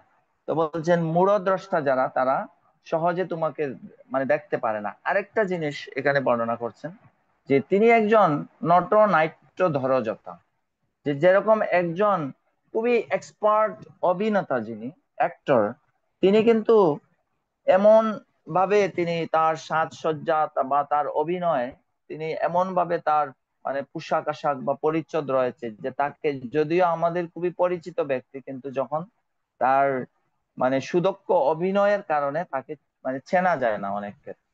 তো ভগবানের ক্ষেত্রে বলা হচ্ছে যে তিনিও এরকম এত সুদক্ষ একজন অভিনেতা। ভগবান বিভিন্ন অবতারে তিনি আসছেন, রাম অবতারে, নৃসিংহ অবতারে, বরাহ অবতারে। তখন মনে হচ্ছে যখন তিনি যে যে অবতারে আসবেন, যেভাবে আসবেন, সেইভাবেই তিনি তার মানে তার ভাব, তার আচরণ, তার যে অ্যাক্টিভিটিস, তখন তাকে বোঝা যায় না তিনি একজন ভগবান। তো এরকম একটা সুন্দর একটা এক্সাম্পল রয়েছে, যেরকম এই ভগবান যখন রামচন্দ্র ছিলেন, তো রামলীলায় তিনি ত্রেতা যুগে, তখন এরকম একটা ঘটনা ঘটেছে যে যখন সীতাহরণ, রাবণ কর্তৃক সীতাহরণ হয়ে গেলেন, তখন দেখা গেল যে রামচন্দ্র তিনি কি করলেন, যে সেই বনের মধ্যে তিনি জলকে দেখে তিনি হাহাকার করছেন যে তুমি কি দেখেছো সীতাকে? তিনি বৃক্ষের প্রতি তার মানে প্রার্থনা করছেন যে তুমি কি দেখেছো? তিনি বাতাসের প্রতি, তিনি এইভাবে বলছেন, তিনি মানে সব সময় তার সীতার কথা বলছেন যে তুমি কি দেখতে পেরেছো? তখন বৃক্ষ মানে পাতা যখন এইভাবে নড়ছে, তখন তিনি বলছেন যে লক্ষণ বলছে এই যে মানে লক্ষণকে বলছেন রামচন্দ্র, যে এই যে বৃক্ষ বলছে যে সে মানে দেখতে পায়নি এইভাবে। মানে তার এরকম তিনি সীতার জন্য এত ব্যাকুল হয়ে সবকিছুর প্রতি তার যে হৃদয়ের যে ভাবটা তার তিনি ব্যক্ত করছেন। তোমার এই দৃশ্যটা যখন পার্বতী দেবী মানে তিনি মহাদেব সহ তারা যখন কৈলাসে যাবেন, এদিকে যাচ্ছেন, তখন তিনি তার একটা মানে ভগবান শিব কিন্তু মানে প্রণতি নিবেদন করছেন ভগবান রামচন্দ্রের প্রতি। তখন তিনি সেই আহ, মানে পার্বতী দেবী বললেন যে আপনি কাকে প্রণাম করছেন? এই যে ভগবানকে আমি প্রণাম করছি। ইনি ভগবান? পার্বতী দেবী বলছে কিভাবে ইনি ভগবান, যিনি তার পত্নীর জন্য এত তিনি ব্যাকুল হয়ে গেছেন, যে তিনি যে বৃক্ষ, তিনি তিনি জল, তিনি বাতাস, মানে সবার প্রতি তার আকুতি নিবেদন করছেন। তো একজন ভগবান তিনি এত ত্রৈণ কিভাবে মানে পার্বতী দেবী তিনি সন্দিগ্ধ হয়ে গেলেন আর কি। তখন তিনি তার তিনি বলছেন আমি যাব। তখন তিনি নিজে তার মানে পার সীতা দেবীর রূপ ধারণ করে তিনি সেই গিয়েছিলেন আর কি রামচন্দ্রের কাছে। তখন রামচন্দ্রের কাছে যখন গেলেন ভগবান, তিনি মানে ভগবান বলছেন যে মাতা পার্বতী আপনি এইখন এই আহ, মানে এই বেলায় আপনি বনের মধ্যে একা কেন? ভগবান শিব কোথায়? তখন মাতা পার্বতী তো তিনি খুব মানে ইয়ে হয়ে গেলেন আর কি, যে এইভাবে মানে তখন তিনি বুঝতে পারলেন যে ভগবান যে তিনি যে আসলে অন্তর্যামী, তিনি সব মানে সবকিছু মানে বুঝতে পারেন তার এই অবস্থা। তখন এটা থেকে তিনি যখন ফিরে গেলেন, তখন আসলে তিনি খুবই লজ্জিত হয়ে গেলেন। তখন শিবের কাছে তিনি যখন গেলেন, তো তোমার কি পরীক্ষা হয়ে গেল? না না, কোথায়, মানে আমি কি পরীক্ষা করছিলাম, আমি তো এমনি আমি মানে গেলাম না, ঠিক আছে পরীক্ষা আমি করি নাই, আমার পরীক্ষা শেষ হয়ে গেছে। তখন মহাদেব কিন্তু তিনি ধ্যানস্থ হয়ে তিনি দেখতে পেলেন যে সেই পার্বতী কিন্তু তিনি সেই সীতা মাতার রূপ ধারণ করে তিনি ভগবান রামচন্দ্রের কাছে গিয়েছিলেন। তখন শিব মানে মহাদেব বললেন যে দেখো তুমি যেহেতু মাতা পার্বতীর রূপ ধারণ করেছো, তো আমি তোমাকে এখন এই আহ, আমাকে সেই পত্নী রূপে আমি কৈলাসে নিয়ে যেতে পারবো না।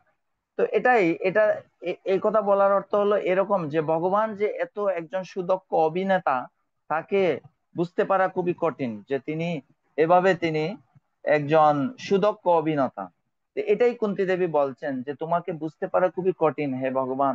আবার তিনি এটাও বলছেন যে তিনি যে তুমি যে এই এই যে ইয়ের সময় যে যশোদা মাতা তিনি যখন এই মানে ভগবানকে ননি চুরি করার অপরাধে তাকে শাসন করতে চাইলেন, তখন কি যে ভগবান যেন একজন এত মানে ভীত নয়ন হয়ে তিনি তার শাসনের দ্বারা তিনি খুবই ভয় পাচ্ছেন, এরকম একটা ভাব। তো তিনি বলছেন যে এগুলো খুবই মানে খুবই বিব্রতকর, যে তোমার যে এই অভিনয়টা, যে যার ভয়ে স্বয়ং ভয় মানে ভীত হন, তিনি আবার ভগবান মাতা যশোদাকে তিনি ভয় পাচ্ছেন।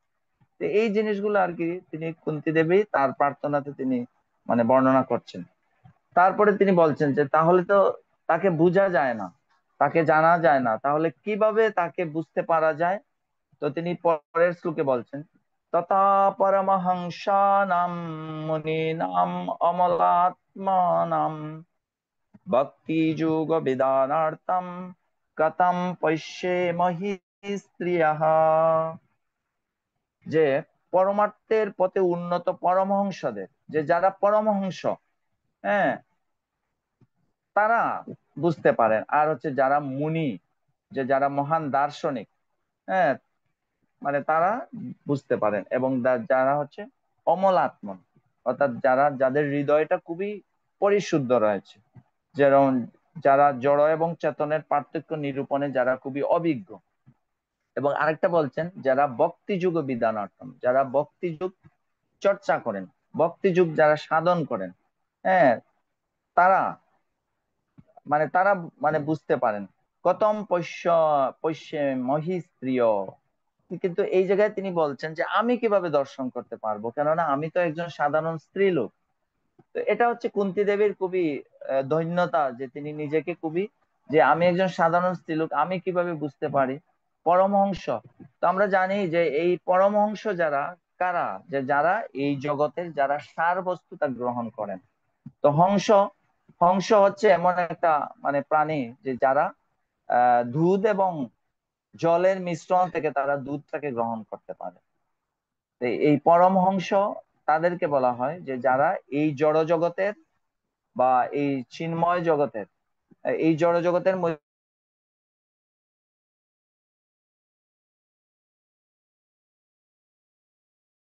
পরমহংস।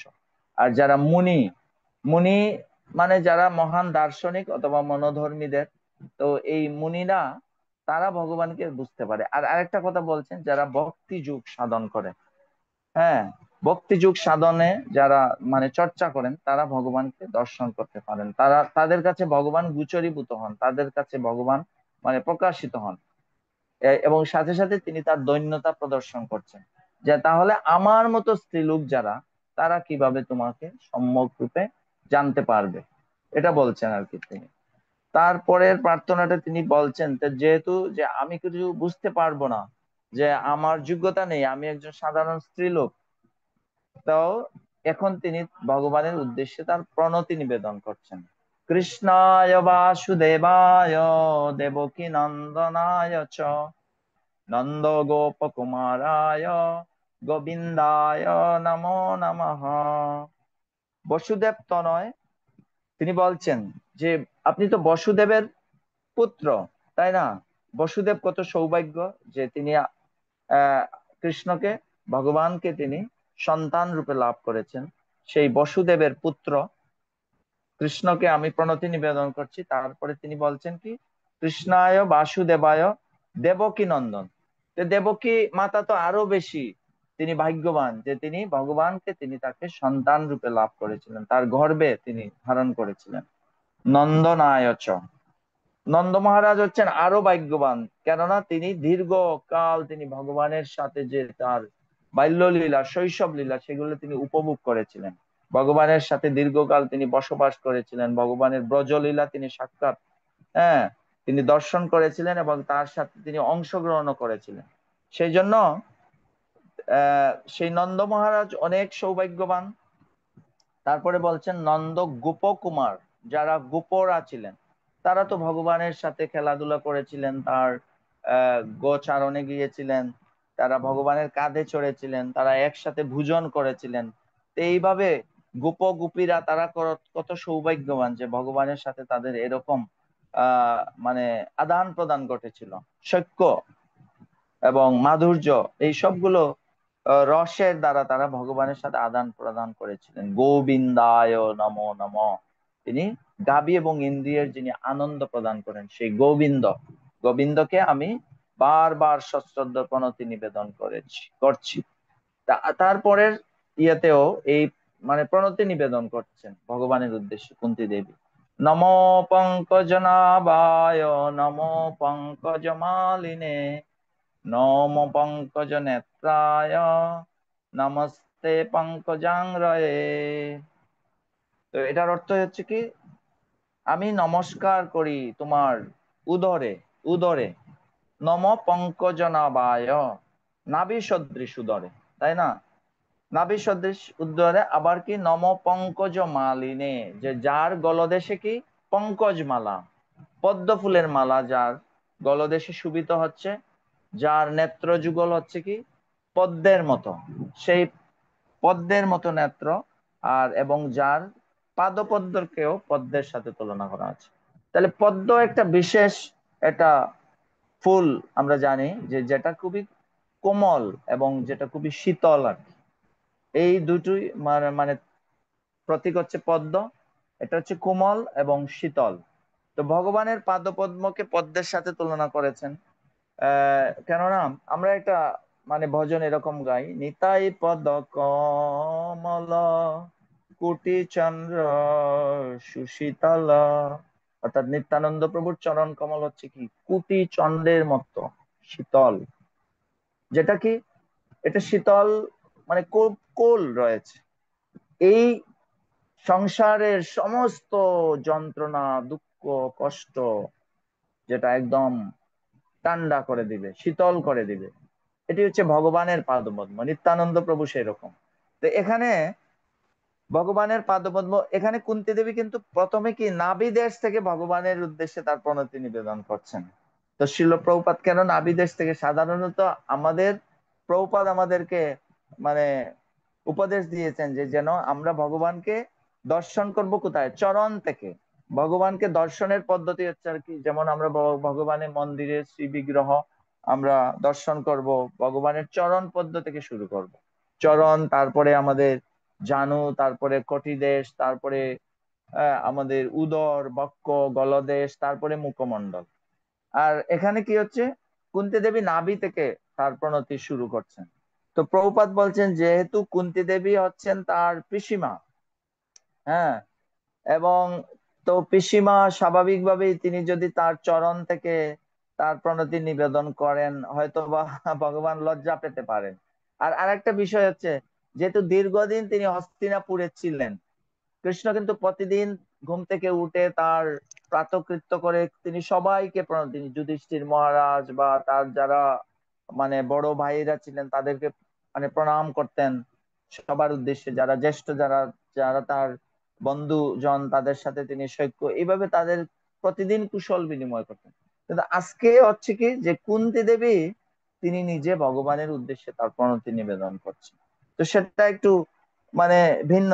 তো শ্রীল প্রভুপাদ বলেছেন হতে পারে যে যেহেতু কৃষ্ণ একটু তিনি লজ্জিত হতে পারেন, সেই জন্য কুন্তী দেবী কি করলেন যে তিনি তার উদর থেকে তার প্রণতি নিবেদন করছেন। তারপরে তিনি তার গলাতে, হ্যাঁ, পদ্মের মালা শোভিত গলা, এবং তিনি তার চক্ষু দৃষ্টিপাত, যেটাকে পদ্মের সাথে তুলনা করা হচ্ছে, এবং তার পরবর্তীতে তিনি তার পদদ্বয়ের প্রতি তার প্রণতি নিবেদন করছেন। যে কোনো প্রণতি অথবা স্তুতি যদি আমরা পাদপদ্মে নিবেদন না করি তাহলে সেটা কিন্তু কি যথার্থ হবে না বা সুসম্পন্ন সম্পূর্ণ হবে না। তাই এখানে কুন্তী দেবী তিনি তার আহ ইয়াতে তার পাদপদ্মতে তার প্রার্থনা করছেন, এবং তিনি তার পদ্মের সাথে তুলনা করেছেন সবগুলো ইয়াতে।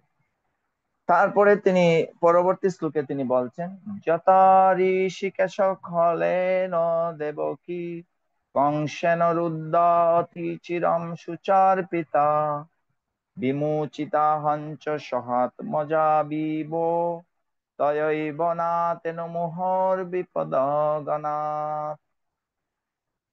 এখানে ভগবানকে ঋষিকেশ বলে সম্বোধন করছে, যে যেরকম ঋষিকেশ, হে ঋষিকেশ, যে আপনি তো সকল ইন্দ্রিয়ের অধিপতি। ঋষিকেশ মানে হচ্ছেন কি সমস্ত ইন্দ্রিয়ের অধিপতি যিনি, তাই তারপরে কি তিনি তিনি তাকে সর্বেশ্বর, এবং তোমার জননী দেবকীকে ঈর্ষাপরায়ণ কংস, তিনি এখন একটা বিশেষ প্রার্থনা নিবেদন করছেন যে তুমি আমার প্রতি যেরকম তুমি সুরক্ষা বা আমার প্রতি যেরকম আশীর্বাদ তুমি প্রদান করেছো, সেটা তো তুমি তোমার মাতা দেবকীকেও তুমি সেরকম তুমি অনুগ্রহ করনি, এটা তিনি বলছেন। কেননা দেখা গেল ভগবান কি করলেন যে মাতা দেবকীর 6টা সন্তানকে কিন্তু কৃষ্ণ তিনি তাকে রক্ষা করেন নাই।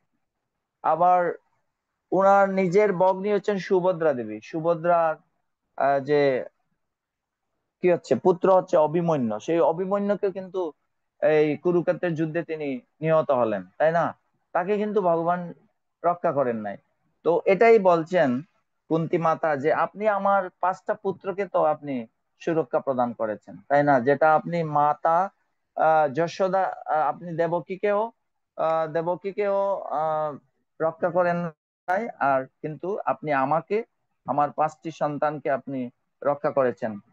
এবং আপনি আহ, যেমন দীর্ঘ ঈর্ষাপরায়ণ কংস দীর্ঘকাল যাবৎ কারারুদ্ধ করে রাখাতে তিনি সুখে অভিভূত হলে তুমি তাকে কারামুক্ত করেছিলে, তেমনি তুমি আমাকে এবং আমার পুত্রদের বারে বারে সমস্ত বিপদ থেকে রক্ষা করেছিলে।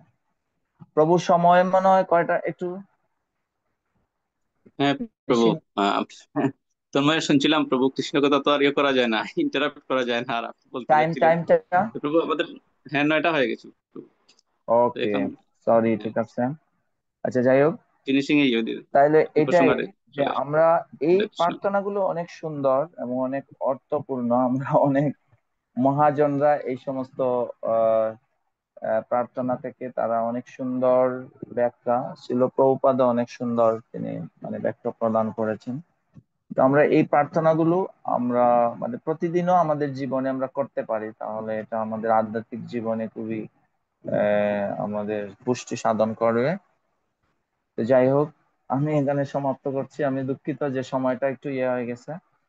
তো আপনাদের সবাইকে অনেক অনেক ধন্যবাদ এবং কৃতজ্ঞতা যে আমাকে একটু সুযোগ করে দিয়েছেন। এবং আমি জানি না আসলে এখানে 26টা শ্লোক রয়েছে, একদিনে আসলে বলা যাবে না, যদি ভালো করে আমরা আলোচনা করি অবশ্যই এগুলো একাধিক দিন লাগবে।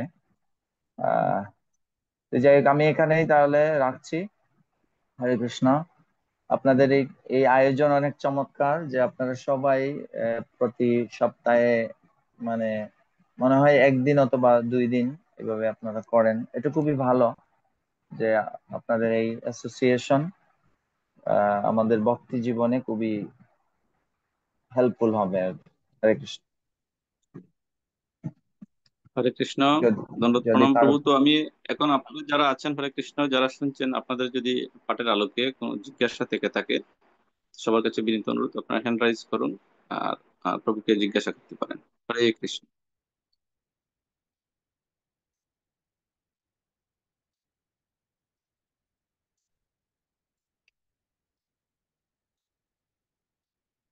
হরে কৃষ্ণ। সুধী ভক্ত মন্ডলী, সকলের কোনো চরণে জিজ্ঞাসা? দণ্ডবোধ প্রণতি। প্রভু আপনাদেরকে জানতে চাইছেন, আপনাদের আজকের পাঠের আলোকে যদি কোনো প্রশ্ন থাকে আপনারা করতে পারেন এই মুহূর্তে। হরে কৃষ্ণ প্রভুজি, প্রণাম। অনেক সুন্দর বিস্তারিত ভাবে আপনি কুন্তী দেবীর প্রার্থনার কোন কোন প্রার্থনায় কোন কোন মাহাত্ম্য সেটা আপনি এক্সপ্লেন করেছেন প্রভুজি।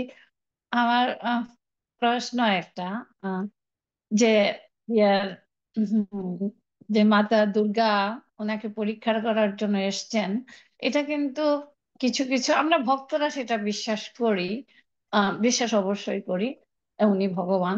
কিন্তু কেন উনি এই লীলাটা করেছেন, এত কিছু কেন করেছেন, সমুদ্র মন্থন, এত কিছু, এত এত কিছু, হম, যে সীতাকে উদ্ধার করার জন্য উনার তো কিছুই করতে হয় না, উনি তো এক নিমেষেই সীতাকে, এমনকি রাবণও সাহস পান না সীতা দেবীকে তার উম, ইয়ে যিনি সহধর্মিণী, যিনি তার অঙ্গ থেকে যিনি যাকে সৃষ্টি করা হয়েছে, উনি এত কিছু কেন করলেন?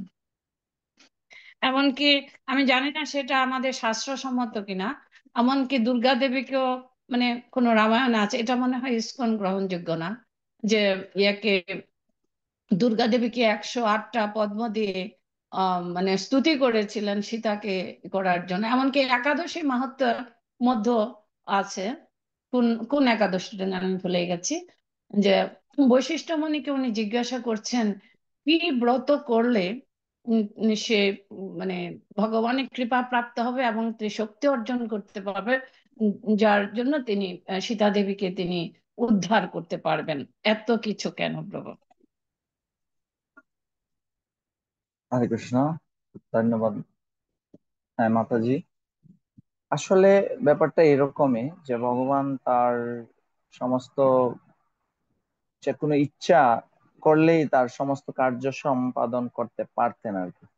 কিন্তু তথাপিও ভগবান তার যে কোনো কার্যের পিছনে আসলে ভগবানের অনেকগুলো কারণ নিহিত থাকে। সেই কারণগুলো হয়তো আমরা সাধারণ দৃষ্টিভঙ্গি থেকে আমরা বুঝতে পারি না, কিন্তু যারা আচার্যরা রয়েছেন তারা অনেক কিছু তারা দর্শন করেন। তারা এই মানে বিষয়গুলো ভগবানের, তো তবে কিছু কিছু ক্ষেত্রে ভগবান আসলে তার, তিনি নিজে যখন কোনো কার্য করেন আর কি, সেগুলো তার কাছে মানে অধিক আনন্দদায়ক, মানে ভক্তদের সাথে তার যে আদান প্রদানটা আর কি, তিনি সরাসরি করলে এটা তার তার নিজেরও আনন্দের উৎস, এবং তার ভক্ত এবং ভগবানের মধ্যে যে এক নিবিড় প্রেমের সম্পর্ক রয়েছে, সেই আদান প্রদান খুবই মানে গাঢ় হয় আর কি। তো এই কারণে ভগবান সরাসরি, মানে যেমন ভগবান অবতীর্ণ না হয়েও তিনি অনেক, তিনি তো বলছেন গীতাতে যে আমি তো সাধুদের সুরক্ষা এবং অসুরদের বিনাশ এবং ধর্ম সংস্থাপনের জন্য আমি মানে অবতীর্ণ হই। কিন্তু এইগুলো তিনি অবতীর্ণ না হয়েও মানে করতে পারতেন, কিন্তু তিনি কি করলেন যে তার অবতীর্ণ হওয়ার ফলে দেখেন কি হলো ঘটনা, যে তিনি সেই অর্জুন তার সখা ছিলেন, সখা রূপে, এবং আরো যারা অনেক ভক্তবৃন্দ রয়েছেন, ভক্তগণ যারা তার সহযোগী ছিলেন, তাদের সাথে যে একটা তার সম্বন্ধ রয়েছে, হ্যাঁ, সেই বিষয়গুলো মানে তাদের মধ্যে যে একটা ভাবের আদান প্রদান, মানে আমি একটা কথা বলেছিলাম যে প্রত্যেকেরই কিন্তু যারা ভগবানের অ্যাসোসিয়েশনে ছিলেন, আমরা শাস্ত্রে যে সমস্ত চরিত্র পাই সবারই কিন্তু স্থিতি রয়েছে ভগবানের সেই চিন্ময় ধামে। কিন্তু তথাপিও তারা এখানে আবার তারা আসলেন, এখানে এসে ভগবানের অ্যাসোসিয়েশনের মাধ্যমে তারা এখানে সহযোগী হলেন। আর এখানে বলা হচ্ছিল যে যারা এই যে কৃষ্ণের যারা পত্নীরা ছিলেন 16,108 জন ছিলেন, তো এখানে বলা হচ্ছে যে তারাও স্বর্গলোকের বিভিন্ন অধিবাসী ছিলেন, কিন্তু তারা এই মর্তলোকে আসলেন। তো এখানে একটা ড্রামার মতো আর কি, যে এটা একটা এই চরিত্রে অভিনয় করার পরে বা তারপরে তারা আবার তারা তাদের নিত্য আলয় চিন্ময় জগতে মানে গোলক বৃন্দাবনে আবার ফিরে গেলেন আর কি। তার এটা এটা এটা একটা রিহার্সেলের মতো এখানে হয়ে গেল। তো এই বিষয়গুলো আরেকটা জিনিস, মানে ভগবান কেন সরাসরি করে একবার আকবর এবং বীরবল, আমি একটা শুনেছি এই মানে প্রভুপাদ বলেছিলেন আর কি এই বিষয়টা। তো এই যে আহ, সম্রাট আকবর একবার তার যে এই মন্ত্রী এইভাবে বলেছিলেন যে ভগবান কেন, যে তোমাদের ভগবান এত শক্তিশালী কিন্তু তিনি কেন সরাসরি এগুলো মানে আসেন বিভিন্ন অবতার হয়ে, তার এই যেমন প্রহ্লাদকে রক্ষা করার জন্য তিনি নৃসিংহ অবতারে আসলেন, তো এটা কেন তিনি তো না এসেও তার সর্বশক্তিমত্তার দ্বারা তিনি এই কার্য সমাধান করতে পারবেন। তো এটা তিনি এটা অভিনয় মানে এটা একটা ঘটনা দিয়ে তখন এই বীরবল তিনি শিক্ষা দিলেন। তো তারা যখন এটা মানে ভ্রমণে গেলেন তখন দেখলেন যে উনার এই সম্রাটের একটা নাতির একটা পুতুলের মতো কিন্তু ওই রকমই দেখাচ্ছিল, তাই এটা জলের মধ্যে ফেলে দেওয়া হলো। তখন দেখা গেল যে এই আকবর তিনি নিজে নিজে এখানে মানে মানে পড়ে গেলেন তাকে তোলার জন্য আর কি। তখন তোলার পরে দেখলেন যে না এটা তো একটা পুতুল। তখন এই বীরবল প্রশ্ন করলেন যে আমরা এতজন রয়েছি আপনার এত সহযোগী তাই না, তা আপনি নিজে কেন ওই মানে নামতে গেলেন তাকে উদ্ধার করার জন্য? তো তিনি বললেন যে দেখো যে আমি আমার নাতি পড়ে গেছে, আমি কি এভাবে বসে থেকে আমি নিজে যদি তাকে তুলি তাহলে এটা আমার বেশি আনন্দ বা সুখ আর কি। তো এটাই ভগবানের ক্ষেত্রেও ঠিক একই বিষয়, যে তিনি যখন তার মানে তার ভক্তের রক্ষা করার জন্য তিনি নিজেই মানে তার অন্যকে পাঠিয়েও পারতেন, কিন্তু এটা ভগবানের আনন্দ তার সুখ, যে তিনি এইভাবে তিনি বেশি খুশি হন আর কি, যে তিনি নিজে যদি সেই লীলায় অংশগ্রহণ করেন। তো এটা আসলে আমরা আরেকটা ঘটনা দেখি যে দক্ষিণ ভারতে ওই যে যেটা আপনি বললেন আর কি যে সীতা মাতার কথা, যে দক্ষিণ ভারতে যখন শ্রী চৈতন্য মহাপ্রভু ভ্রমণ করছিলেন তখন তিনি বললেন একটা মন্দিরে গিয়েছিলেন, এটা আহ মন্দিরটার নাম মনে পড়ছে না, যাই হোক, তখন দেখলেন একজন ভক্ত সে খুবই দুঃখিত। তো এটা কিরকম সম্ভব, কেন দুঃখিত, যে আমি এই কারণে যে আমি জানি না যে সীতা মাতাকে সেই রাবণ কিভাবে কি করে হরণ করে নিয়ে যেতে পারে আর কি। যে এটা যখন আমি পড়ি বা আমি চিন্তা করি তখন আমার খুবই কষ্ট হচ্ছে আর কি। তখন তিনি চৈতন্য মহাপ্রভু তিনি একটা পুরাণ থেকে তিনি মানে তাকে মানে দেখালেন যে আসলে কিন্তু রাবণ সীতা মাতাকে হরণ করে নাই, রাবণ যে হরণ করেছিল এটাকে ছায়া সীতা আর কি। রাবণের পক্ষে সম্ভব না, হ্যাঁ, যিনি ভগবানের নিত্য সহচর সেই সীতা মাতাকে রাবণের দ্বারা সম্ভব নয়, তাহলে সে ছায়া সীতাকে হরণ করে। তখন এটা এটা জানার পরে সে খুবই খুশি। তখন চৈতন্য মহাপ্রভু এই মানে এই জিনিসটা তাকে মানে দেখালেন আর কি শাস্ত্র থেকে ওই ভক্ত। তখন তিনি খুবই তার সমস্ত কষ্ট মানে চলে গেল আর কি। তো বাস্তবিক এইটাই যে ভগবানের সমস্ত লীলাতে এই যে ঘটনাগুলো ঘটছে সেটা ভগবানের একটা দিব্য পরিকল্পনায় হচ্ছে আসলে। তো আমরা হয়তো সেটা আমাদের দৃষ্টিভঙ্গিতে বা যেভাবে আমরা বিচার করি না কেন সেটা হতে পারে, কিন্তু প্রকৃত অর্থটা আছে আসলে আমরা আমাদের মনোভাব বা দৃষ্টিভঙ্গিটা আমরা শাস্ত্র থেকে বা আমরা যারা আচার্যগণ রয়েছেন ওনাদের আহ, যদি আমরা ওনাদের শিক্ষার দ্বারা যদি আমাদের মনোভাব ওইভাবে যদি আমরা গ্রহণ করি তাহলে প্রকৃত ইয়েটা বুঝতে পারবো আর কি। হরে কৃষ্ণ, ধন্যবাদ মাতাজি। হরে কৃষ্ণ প্রভু। হ্যাঁ, হ্যাঁ, হ্যাঁ, এটা আমাদেরই আহ আহ, যে আসলে ভগবান ভক্তের সাথে ভক্তের প্রাধান্যটা দেওয়ার জন্য যেমন বানরদেরকে পশুদেরকেও এখানে মূল্যায়ন করা হয়েছে, এবং ভক্ত যে পশুর করলে পশুকুলে জন্ম নিয়ে যেন কত বড় ভক্ত হওয়া যায় সেটার মাহাত্ম্য আছে এখানে। তবে আমি এক ইয়েতে শুনেছি আম রাবণ আম ইয়াস কাছে ভগবান রামচন্দ্রের হাতে নিহত হতে চেয়েছিলেন উনি। এটা তো ওনার ইচ্ছা ছিল যে উনি যেন সরাসরি আহ অসুকুলে তো জন্ম হয়েছে তার, তো সেটা থেকে উদ্ধার পাওয়ার জন্য, কারণ তার মা ছিলেন ওনার মা ছিলেন অসুর বংশের, সেটা থেকে রক্ষা পাওয়ার জন্য উনি উনি চেয়েছিলেন আর কি, সীতা দেবীর কাছেই প্রার্থনা করেছিলেন একবার। আহ জনক রাজার দশরথের এতে বিয়ের পর যখন তার শ্বশুর বাড়িতে যায় সীতা দেবী, তখন আহ সীতাকে খাওয়ার জন্য সবাই করছে আর কি, তখন বলছে না ব্রাহ্মণ সেবা ছাড়া আমি খেতে পারি না। তখন বলছে এখানে এক ব্রাহ্মণ আছে, তখন রাবণের কথা বলা হয়েছে, রাবণকে সেবা করা হয়েছিল আর কি। তো সেটা দিয়ে খুব খুশি হয়েছেন। তখন আম, রাবণ বললেন যে আমি একটু অন্দরমহলে যাব সীতা দেবীর সাথে সাক্ষাৎ করার জন্য, তার কাছে আমি একটা জিনিস চাইবো দক্ষিণা হিসাবে, সেবার দক্ষিণা হিসাবে। তখন বলছিল ঠিক আছে।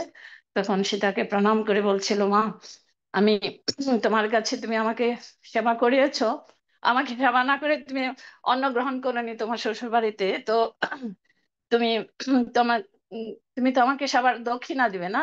তোমার কাছে আমি প্রার্থনা করছি যে আমি অসুরকালে জন্ম নিয়েছি, আমার উম, জন্ম খুব অধঃপতিত জন্ম, তো আমি যেন এই জন্মে রামচন্দ্রের হাতে তোমার স্বামীর মানে পরমেশ্বর ভগবানের হাতে আমি নিহত হই, সেই বর আমাকে দাও। এবং তুমি আম, রামচন্দ্র ভগবানকে তুমি বলবে এই একটা ঘটনা যেন এই এই এই লীলাটা যেন সেই জীবনে করে। সেটা আমি শুনেছিলাম আর কি।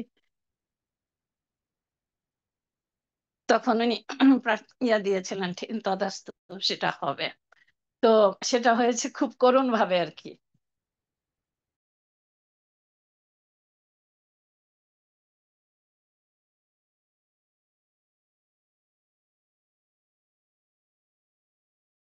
হরে কৃষ্ণ। হরে কৃষ্ণ আম, প্রভু। আপনাকে অসংখ্য ধন্যবাদ।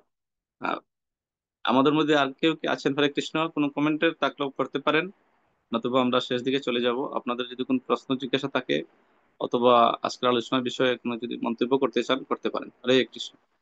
আমরা শেষ দিকে চলে আসছি।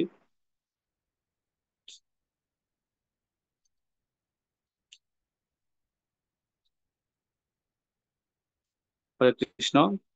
তাহলে আমি এখন গোবিন্দ গোপাল প্রভুকে দৃষ্টি আকর্ষণ করছি। প্রভু পরমেশ্বর কৃষ্ণ দাস প্রভুকে আমাদের বৈদিক কালচার ওয়ার্ল্ডের পক্ষ থেকে আপনি কৃতজ্ঞতা প্রকাশ করার জন্য প্রভুকে অনুরোধ করছি। হরে কৃষ্ণ। গোবিন্দ গোপাল প্রভু।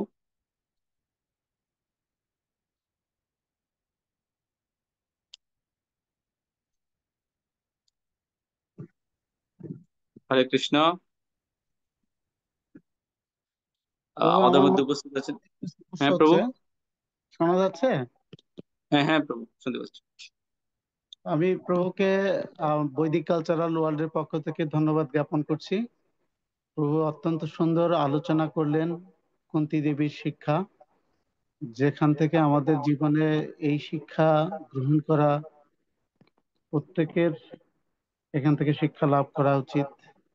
আসলে আমার উপলব্ধি কম, প্রভু আমাকে কৃপা করবেন। আর আপনি বৈদিক কালচারাল ওয়ার্ল্ডে প্রথমবারের মতো এলেন, আপনি আমাদের বৈদিক কালচারাল ওয়ার্ল্ডে এভাবে মাঝে মধ্যেই একটু ভক্তদের যদি সঙ্গ দান করেন আমরা কৃতার্থ হব। ধন্যবাদ, প্রণাম। আপনাদের সঙ্গ পেয়ে আমি অনেক মানে আমার খুব ভালো লাগছে। আমার এটাই, ভক্ত সঙ্গটাই তো আমাদের জীবনের কাম্য একদম। তো ভালো আপনাদের অ্যাসোসিয়েশন। আপনাদের কি উইকলি ক্লাস হয় না প্রভু?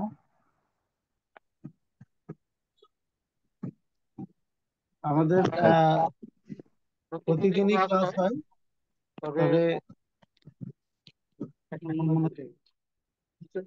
তবে প্রতি মঙ্গলবার আমাদের এই সান্ধ্যকালীন একটি সেশন হয়, 7:30 থেকে ভজন কীর্তন, এবং 8টা থেকে 9টা পাঠ, এবং তারপর প্রশ্নোত্তর থাকে। আর প্রতিদিন সকাল 5:30টায় জব ক্লাস হয়, 6:30 থেকে ভাগবত পাঠ হয়। তবে সপ্তাহে 2 দিন, একদিন হচ্ছে ইষ্টগোষ্ঠী হয় শুক্রবার, এবং শনিবারে শ্রীল প্রভুপাদের জীবনী পাঠ হয়, এবং রবিবারে ছোট ছোট শিশুদের, যারা স্কুলগামী, তাদেরকে দিয়ে একটি ভগবত গীতার ক্লাস, বৈদিক শাস্ত্র গ্রন্থ থেকে পাঠ হয়। আমাদের কিছুক্ষণ আগে কান্তা দেবী দাসী মাতাজি আপনাকে প্রশ্ন করছিলেন, ওই ক্লাসটি মাতাজি পরিচালনা করে থাকেন। আহ, এই আর আমাদের বিশেষ প্রোগ্রাম যখন আসে, বাৎসরিক একটা প্রোগ্রাম হয় স্বামীবাগ ইস্কন মন্দিরে এবং শ্রীধাম মায়াপুরে, 2 জায়গাতেই হয়। এবং সেখানে আহ, এই জাগ্রত ছাত্র সমাজের শিক্ষার্থী তথা বৈকুণ্ঠ শিশু শিক্ষা যারা গ্রহণ করছে তাদেরকে নিয়ে আমরা একটি সাংস্কৃতিক প্রতিযোগিতার আয়োজন করি অনলাইনে, এবং একটা সুন্দর পরিবেশনা থাকে। এটা মায়াপুরেও থাকে, সেখানে নাটিকা, ভজন কীর্তন, আহ আলোচনা, সাংস্কৃতিক পরিবেশনা থাকে। চমৎকার প্রভু, যে এরকম আপনাদের প্রচেষ্টা, চর্চা, আমরা প্রভু এগুলি। সেই করোনাকালীন সময় থেকে চালিয়ে আসছি, আমাদের চলছে। তখনও ভক্ত সংখ্যা অনেক বৃদ্ধি পায়, মাঝে মধ্যে কমে যায়। তো আমাদের চড়াই উৎরাই রয়েছে, তবু আমাদের আপনারা যে এইভাবে কৃপা করছেন ভক্তরা এসে, আমরা যেন ধরে রাখতে পারি, আমাদেরকে আশীর্বাদ করবেন প্রভু। এটাই, যেহেতু এতদিন 2020-তে তো ছিল কোভিড, যেহেতু 5 বছর টিকে থাকা, এটা অনেক ব্যাপার। তাহলে এখন আর থাকবে আর কি, অসুবিধা। অনেক দীর্ঘ সময় পার করে আসাটা মানে একটা বিশাল বিষয়। আমাদের ঠিক আছে, শ্রীপাদ চারুচন্দ্র প্রভুর কৃপায় আমরা শুরু করেছিলাম এবং চলছে। ঠিক আছে, ওকে। আমাদের এই যে প্রোগ্রামটা সংক্ষেপে স্ক্রিন শেয়ার করা হয়েছে, তো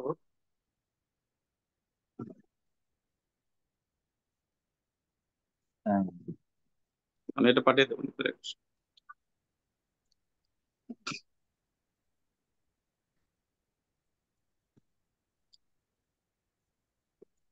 আমাদের আজকে উপস্থিত আছেন হ্যাঁ, আমাদের বৈদিক কালচার ওয়ার্ল্ডের সম্মানিত উপদেষ্টা কিশোর গোপাল দাস প্রভু।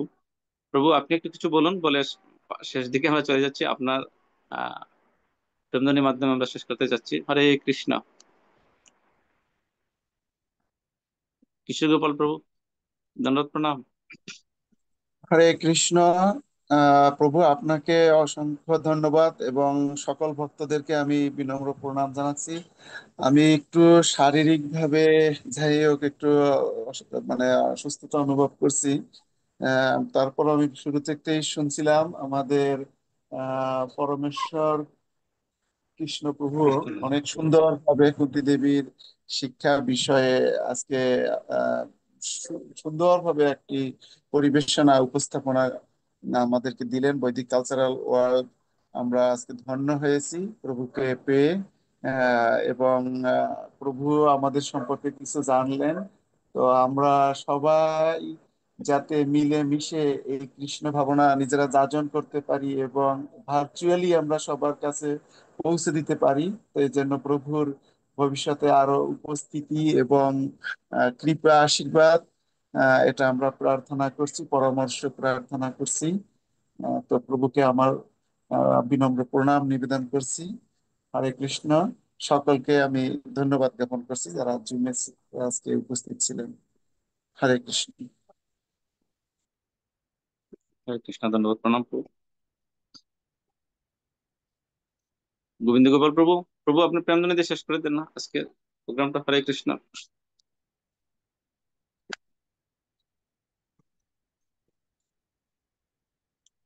হরে কৃষ্ণ।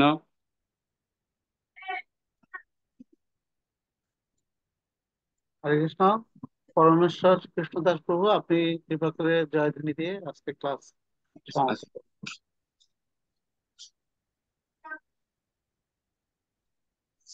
আমরা একবার হরিনাম আর বৈষ্ণব প্রণাম করে শেষ করে দেবো।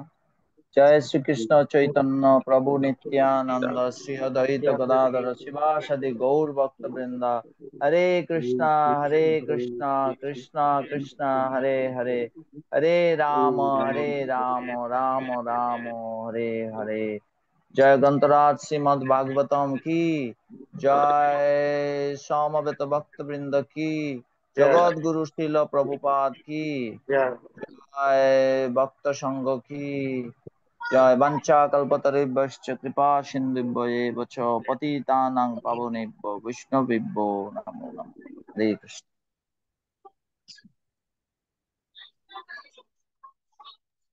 শুভরাত্রি। হরে কৃষ্ণ।